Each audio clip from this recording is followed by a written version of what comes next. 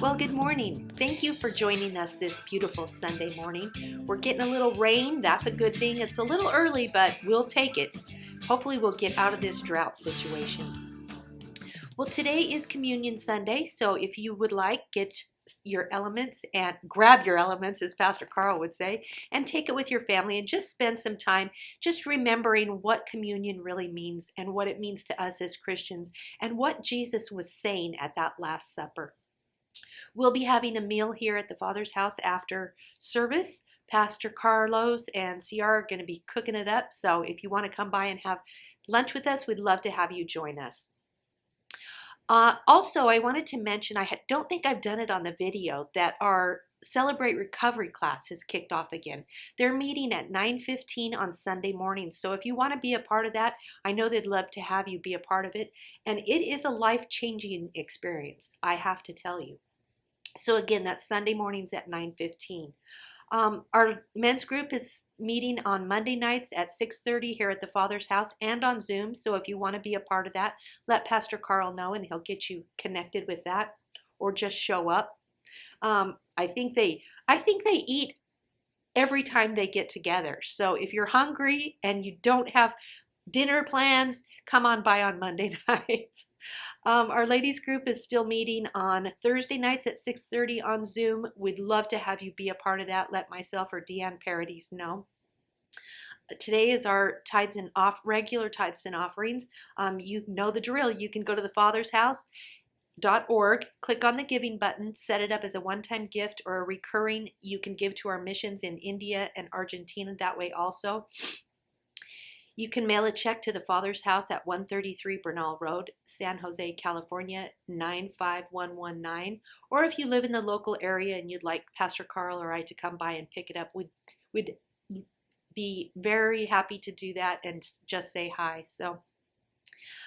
And once again, thank you for all your generosity. I mean, I know times are tough. I know gas prices are high. I know inflation, food, everything's going up. So again, once again, thank you for your generosity and your giving. I'm pretty sure God appreciates that too. So that's all I have to cover today. So we'll turn the time over to Pastor Carl. Well, good morning, Father's house. How are you today?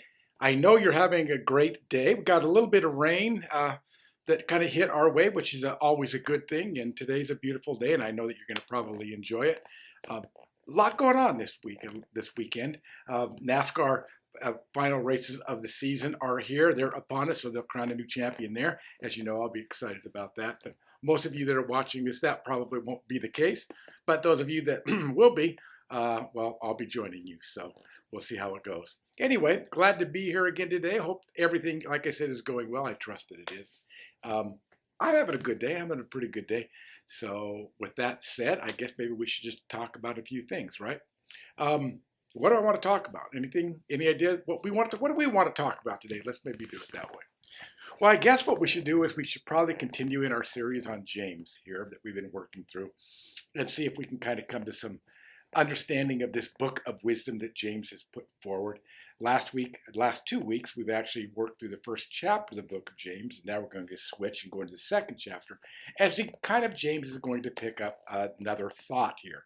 Remember, we talked about the book of James, that it's very fragmented. It kind of reads maxims or proverbs, and then sometimes he'll go into a smaller or shorter narrative. And so we're going to pick up on a narrative and see what it is, a small one here, and see what it is that he has to teach us about the idea of partiality and about love and about what the right Christian perspective is concerning those issues. So without much further ado, let's go to James chapter 2, and we can pick up in verse 1 and see if we can make heads or tails out of what James is trying to say today. So this is how it reads. It says, "My brethren, do not hold your faith in our glorious Lord Jesus Christ with an attitude of personal favoritism. For if a man comes into your assembly with a gold ring and dressed in fine clothes, and there also comes in a poor man in dirty clothes, and you pay special attention to the one who is wearing the fine clothes, and say, 'You sit here in a good place,' You say to the poor man, you stand over there, or sit down at my footstool.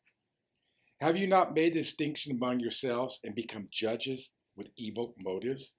Listen, my beloved brethren, did not God choose the poor of this world to be rich in faith and heirs of the kingdom which he promised to those who love him? But you have dishonored the poor man. Is it not the rich who oppress you and personally drag you into court? Do they not blaspheme the fair name by which you have been called? If, however, you are fulfilling the royal law, according to the scripture, you shall love the Lord your neighbor, you shall love your neighbor as yourself, you are doing well. But if you show partiality, you are committing sin and are convicted by the law as transgressors. For everyone who keeps the whole law and yet stumbles in one point has become guilty of all. For he who said, do not commit adultery, also said, do not commit murder.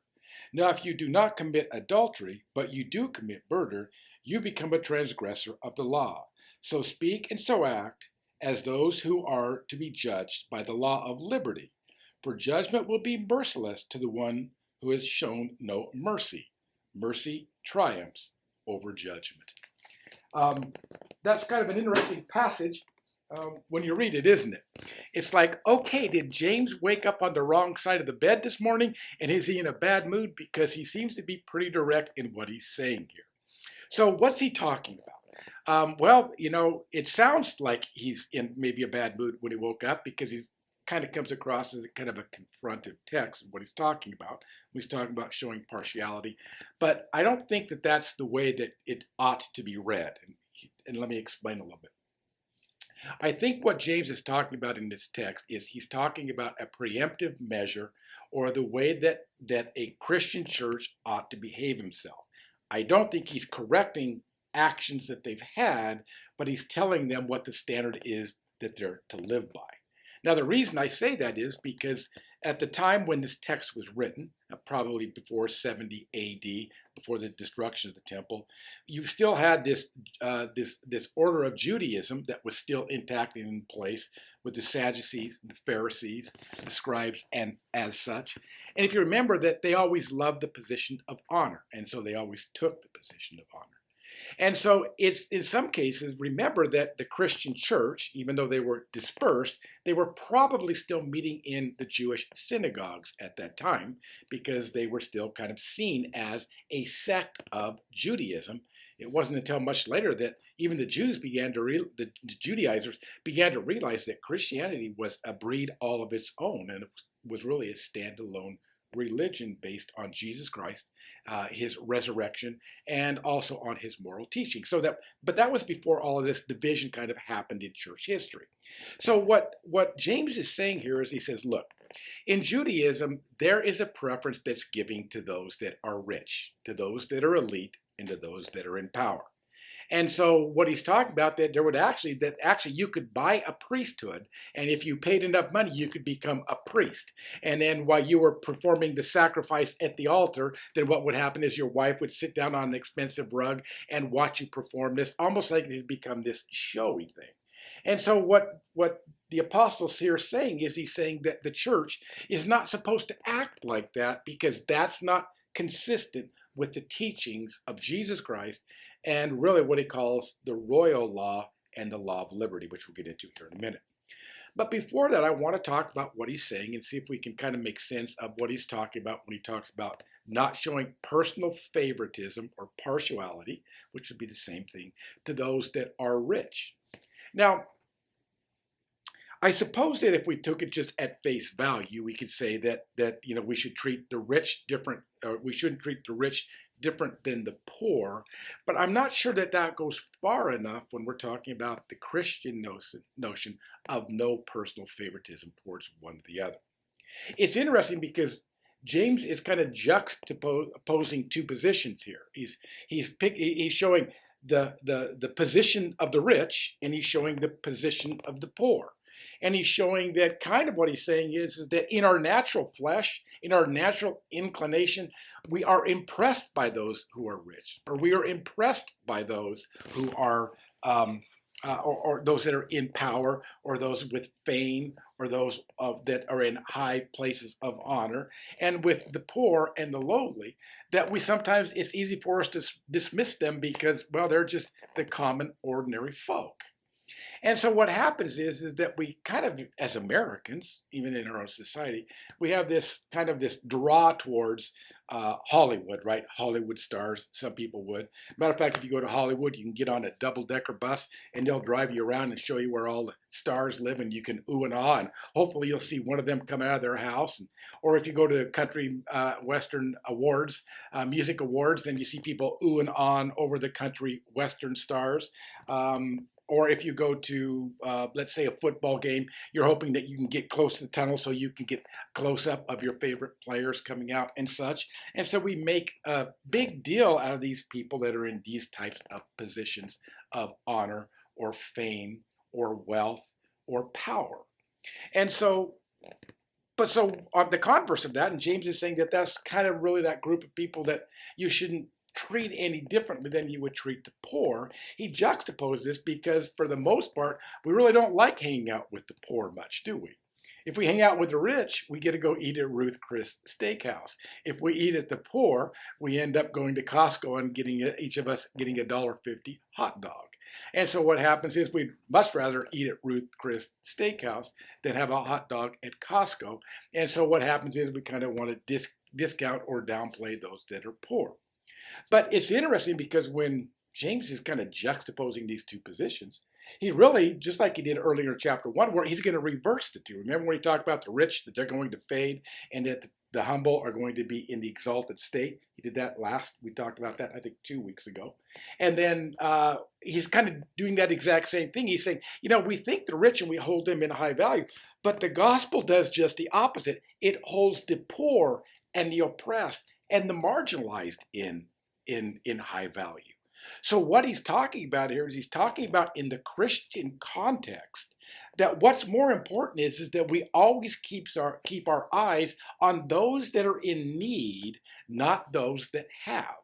That we should be focusing on the have-nots rather than the haves. And with that, what he's saying is, and in either case, whether people are rich or poor, the idea is to not make a class distinction out of the two. They're rich, so that's who I want to hang out with. They're poor, that's who I don't want to hang out with. But the interesting thing about this text is, it's not going to let us escape the idea and the notion that when James is talking about not showing any kind of personal favoritism, he's not just talking about people or Christians in our churches or in our familiar surroundings. What he's talking about is that for us as Christians, that we're not to treat anybody with personal favoritism if they're a Christian, if they're a non-Christian, depending on what their race is or what their race isn't, depending on their education level, on their sexual preferences, or anything else. In other words, as a Christian, our job is to view them from a higher standard than those categories that we can put people in.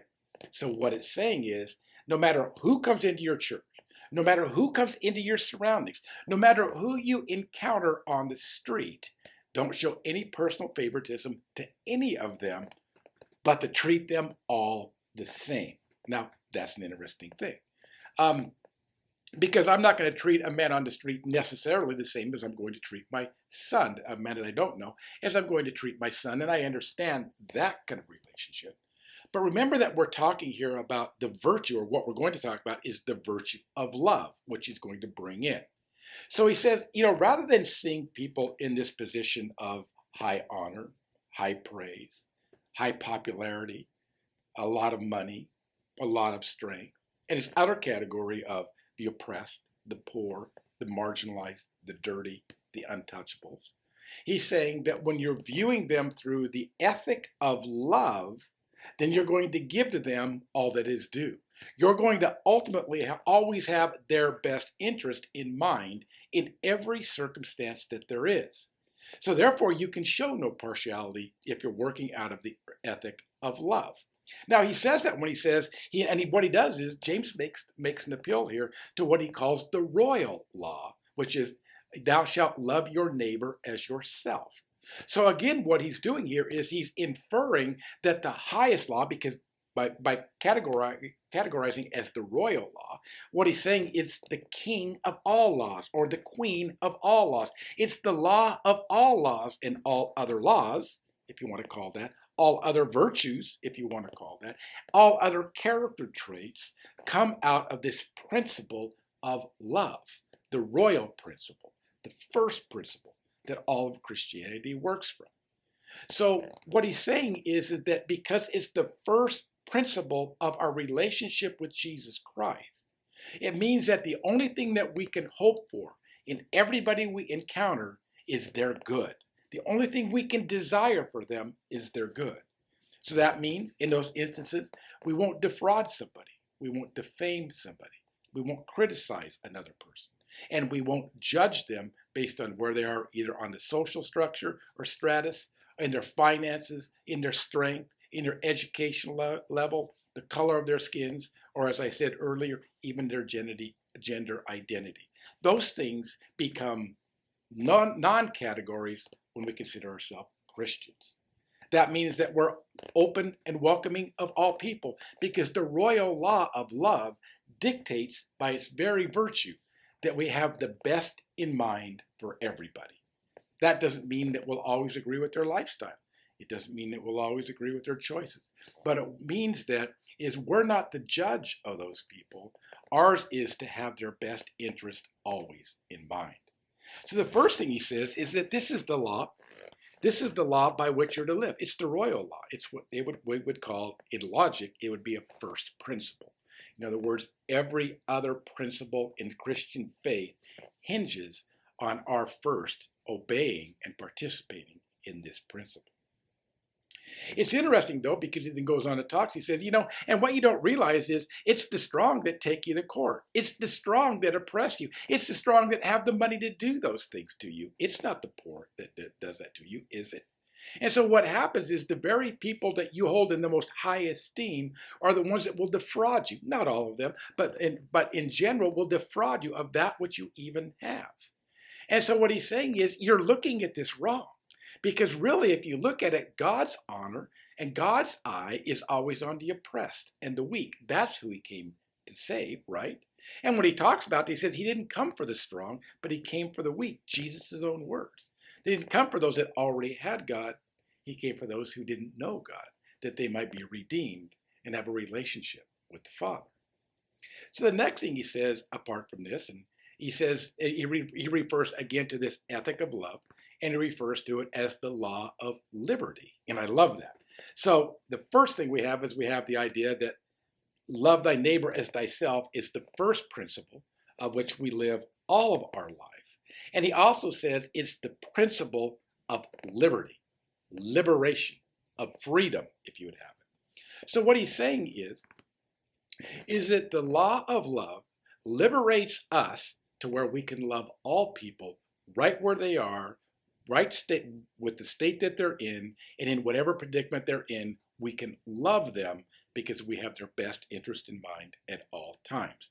Therefore, it frees us to not judge. It frees us to not be able to extend mercy. It frees us to be able to extend to them grace and love, forgiveness and kindness and such things as that, because that's what the law of liberty does. It puts us in a position where we're free to just operate out of the ethic of love. Now, I'd said earlier that because you have the best in mind for somebody, it doesn't mean you agree with a destructive lifestyle that they have. But it also means that you're not their judge, and you're there to help them get free from those things that entangle them, rather than to criticize them for that. The second thing that the law of liberty does is it frees them from our judgment. It frees them from what caste we want to put them in, the way that we want to see them.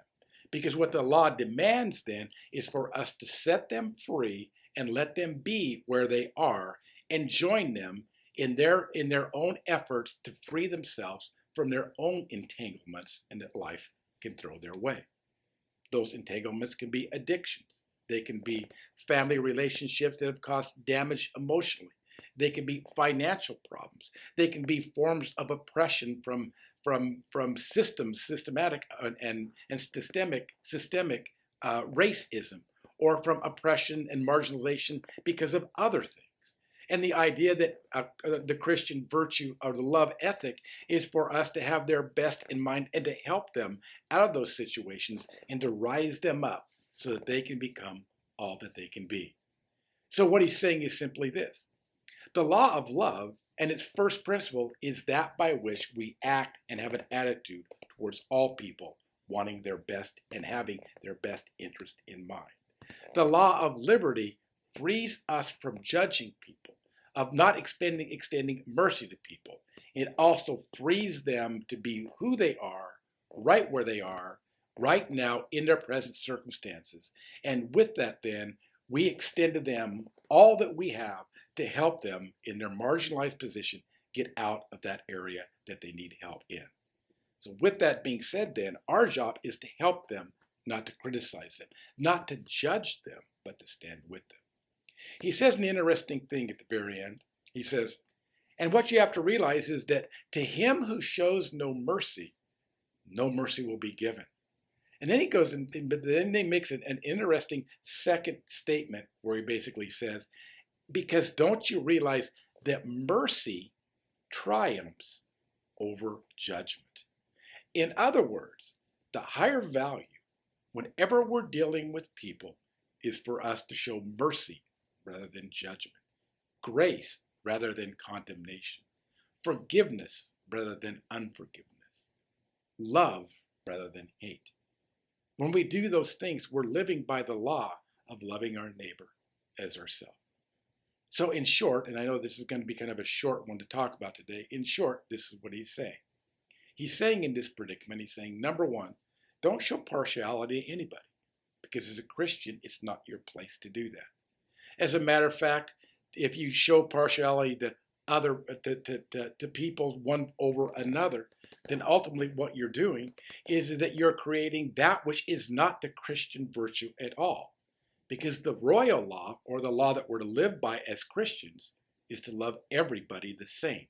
To love everybody through the same virtue of love, which has the other person's best interest in mind all the time.